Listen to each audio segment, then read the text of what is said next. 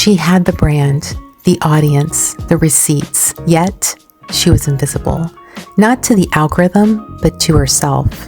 They say visibility is power, but no one talks about what it really feels like to be invisible and that it can feel like a performance with no applause. You post, you plan, you show up, you pray that the algorithm notices, and still, crickets. Or worse, likes from your old coworker and someone named Crypto Dave. The truth, it's not the strategy and it's not the algorithm. It's that you've been showing up as the woman they expect, not the woman you actually are. Maybe the problem isn't that you're invisible. Maybe it's that you've been hiding behind busyness, when what you really needed was a stage and being the version of you that actually lights people up. In this series of Confessions of an Invisible CEO, Sarah gives you behind the scenes and inside her head thoughts on what it's like to feel invisible as the CEO of your own company. Stay tuned as she shares her journey from invisible to unforgettable.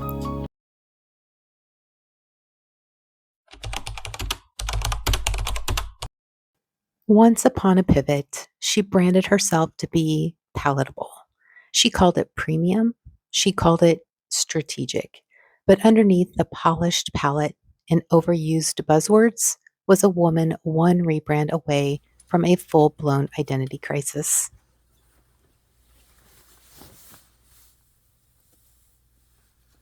That blazer is beautiful, just not hers anymore.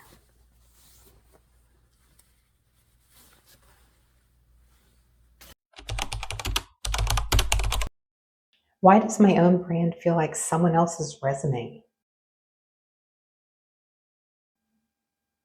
Helping women find their voice. What? I'm so beyond that. My clients don't need to find it. They're ready to broadcast it. Yes, it's time to change that for sure. Memo to self. I'll leave a voice memo.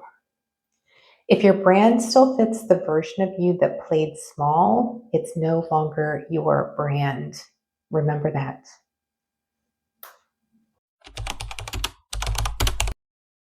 Quick question. Did you really mean to use that old headline? You know, the one from your 2022 workshop? I thought it was still good. It's safe, but you've evolved. I don't want to alienate people. You're not meant for the masses. You're meant for the movement makers. So I need to build a brand that can hold the real me. Exactly. A brand that grows with your power, not one that contains it. I built this brand when I was more worried about being liked than being clear. Now I'm done being a mood board. I want to be a movement. Brand guidelines. Let them say it's too bold. Let them say it's too direct. But let them never say it wasn't me.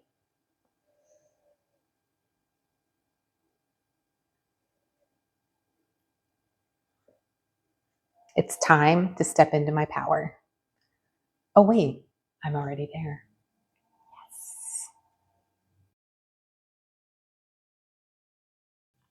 Yes. Okay, I have my paper, my pen.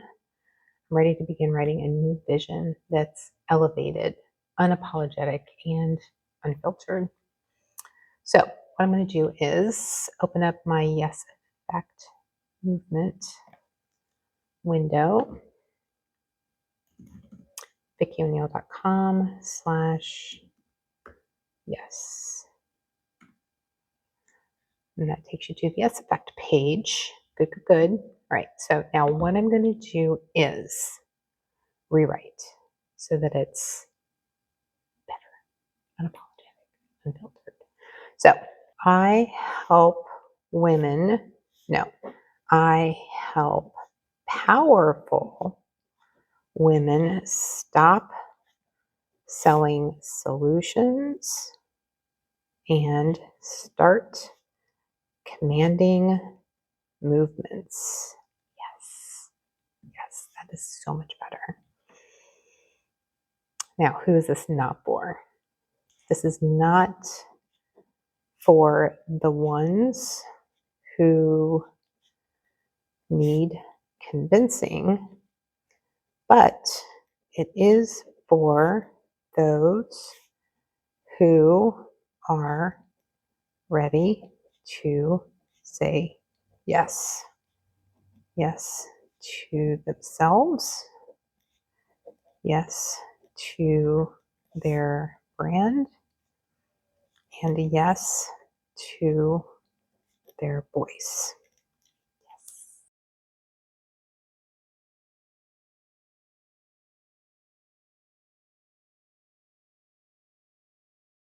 You don't need a rebrand. You need a rebirth because the brand you outgrow isn't a failure. It's a receipt for your evolution. That's perfect. That's perfect next step.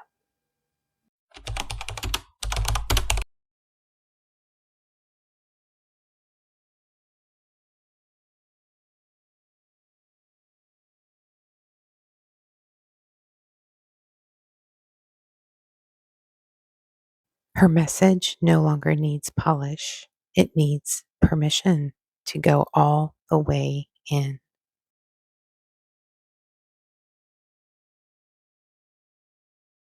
I used to say I wanted visibility. In fact, I would tell myself that I was ready to step into the spotlight. But the first time it found me, I froze. My heart raced, my throat tightened, and suddenly all the fears I thought I'd outgrown came rushing back in, and they'd start screaming in my head. What if I'm judged? What if I say the wrong thing? Or what if I'm too much or not even enough? So here's my confession. Sometimes it felt safer to just stay invisible because if no one's watching, then no one can reject you, right? But what I didn't realize is that hiding doesn't protect you, it just erases you. It takes away the chances for someone to connect, to resonate, to say, me too.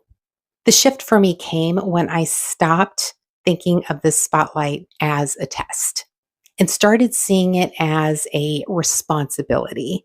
Every time I let myself be fully seen, I gave another woman permission to take up space too. That's bigger than fear will ever be. And the truth is, visibility isn't just about me anymore. It's about the impact that my story creates when I let myself shine. Can you relate to this? Is this any feeling that you've had at any part along your journey to being the CEO of your company? I would love to hear from you. Let me know in the comments. That's my that's my confession for this episode. Episode 9, that's the one where I stop waiting for permission and instead walk into the room. If you're rebuilding a brand because the last one was built for who you were, share this. And tag the friend who keeps shrinking to fit a client who doesn't even get her. XOXO, Visibility Girl. If you haven't grabbed the 1 video a week freedom plan, now's the time. This guide will help you map your next 4 weeks of videos so you can stop spinning your wheels and start attracting clients effortlessly. The link is in the description. Go ahead and grab it now.